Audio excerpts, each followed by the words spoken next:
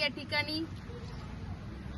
ठिकाणी पारनेर तालुक्याचे भाग्यविधाते लोकनेते दमदार आमदार निलेशजी लंके साहेब यांच्या खासदारकीची जी प्रचार यंत्रणा सुरू झालेली आहे, या प्रचार यंत्रणेचा पारनेर तालुक्यातील तमाम महिला भगिनींनी नेत्यांच्या जन्मगावी म्हणजे ज्या ठिकाणी नेते वाढले घडले त्या गावामध्ये प्रचाराचा नारळ फोडायचा असं सगळ्या महिला भगिनींचं ठरलं।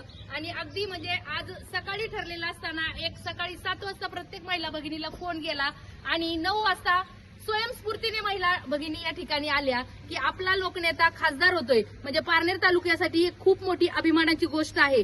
ज्या लोकनेत्यांनी पारनेर तालुक्यामध्ये एवढी बलाढ्य अशी विकास कामं केली, आज तोच लोकनेता नगर दक्षिणमध्ये खासदारकीच्या उमेदवारीसाठी उभे आहेत आणि ह्या लोकनेत्यांना साथ देण्यासाठी या महिला भगिनी या ठिकाणी आलेल्या आहेत। महिला भगिनींनी असं ठरवलेलं आहे की अजून एक 1.25 महिना बाकी आहे, तर 1.25 महिन्यामध्ये संपूर्ण नगर दक्षिण पिंजून काढून घराघरापर्यंत नेत्यांचं चिन्ह त्या पोहोचवणार आहेत। त्याचबरोबर या ठिकाणी आलेल्या ज्या महिला भगिनी आहेत त्या सगळ्या स्वयंस्फूर्तीने आलेल्या आहेत आणि प्रत्येकीने ठरवलेलं आहे की आमचा नेता खासदार झाला पाहिजे। कारण लोकनेत्याचं जर कार्य पाहिलं तर अगदी महिलांसाठी सुद्धा अतिशय महत्वाचं कार्य आहे। नुसत्याच इलेक्शन पुरते ट्रिप काढणारा आमचा लोकनेता नाहीये, तर गेल्या 5-6 वर्षापासून संपूर्ण मतदारसंघामध्ये महिलांना मोठादेवी सारखं दर्शन नेता घडवतात। या ठिकाणी आलेल्या प्रत्येक महिला आहे।